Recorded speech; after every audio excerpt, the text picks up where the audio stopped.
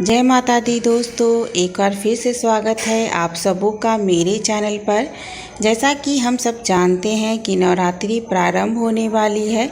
साल में 4 बार नवरात्रि आती है, लेकिन चैत नवरात्रि और शारदीय नवरात्रि का महत्व बहुत ही ज़्यादा होता है।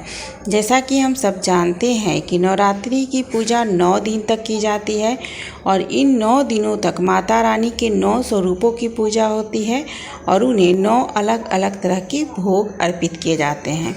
तो आज मैं आप लोगों को बताने जा रही हूँ कि माता रानी को 9 दिन किस किस रूप की पूजा की जाती है और उन्हें कौन कौन सा प्रसाद चढ़ाया जाता है जो कि उनका प्रिय प्रसाद है। नवरात्रि के 9 दिन भक्तगण माता दुर्गा की पूरी भक्ति में रंगे नजर आते हैं। माना जाता है कि 9 दिनों में माँ की पूजा जो सच्चे मन से करते हैं उन्हें कोई दुख, कोई कष्ट, कोई रोग और कोई मुसीबत छू भी नहीं पाती।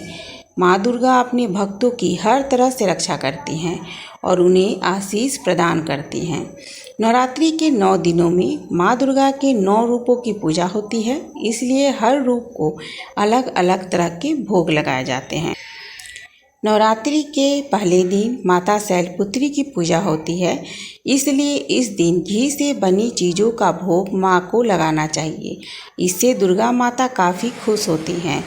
दूसरे दिन माँ ब्रह्मचारिणी का होता है और इसलिए इस दिन चीनी से बनी चीज़ों का भोग माँ को लगाना चाहिए, या फिर आप कोई भी सफ़ेद मिठाई भी माँ ब्रह्मचारिणी को चढ़ा सकते हैं।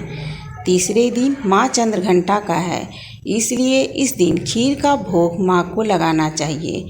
इससे घर में सदैव वैभव बना रहता है। चौथे दिन माँ कुष्मांडा का है, इसलिए इस दिन मालपुआ का भोग माता रानी को चढ़ाना चाहिए। इससे घर में वैभव बना रहता है। 5वें दिन माँ स्कंद माता की पूजा होती है, इसलिए इस दिन केले का भोग माँ को लगाना चाहिए। इससे घर में शांति रहती है। 6ठे दिन माँ कात्यायनी का होता है, इसलिए इस दिन शहद का भोग माता रानी को चढ़ाना चाहिए। इससे पैसे की कमी दूर होती है। 7वें दिन माँ कालरात्रि की पूजा होती है, इसलिए इस दिन गुड़ का भोग लगाइए। इससे घर के कलह दूर हो जाते हैं। 8वें दिन माँ महागौरी की पूजा होती है और इस दिन नारियल का भोग माता रानी को चढ़ाना चाहिए। इससे सुख शांति संपदा के साथ साथ स्त्रियों को संतान की भी प्राप्ति होती है।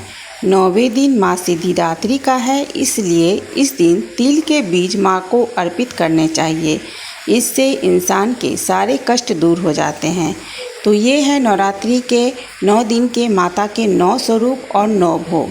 तो अगर आप माता रानी को सदैव उनकी पसंद के अनुसार भोग चढ़ाते हैं तो माता रानी की कृपा सदैव आपके ऊपर बनी रहेगी।